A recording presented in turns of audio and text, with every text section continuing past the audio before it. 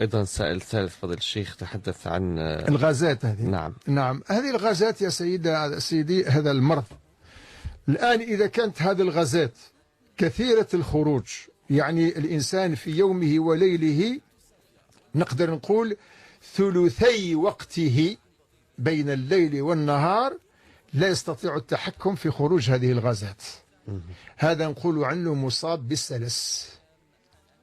عندما تسمع المؤذن يرفع الأذان قم توضأ واذهب إلى الصلاة ولا تبالي بما خرج أو لم يخرج، هذا مصاب بالسلس. وهذا الحكم الذي قال به الفقهاء في مصاب بالسلس، سواء سلس البول أو سلس الريح أو غيره، فهو إذن يتوضأ لكل صلاة، وعندما يتوضأ يذهب للصلاة ولا يبالي بما يخرج أثناء الصلاة.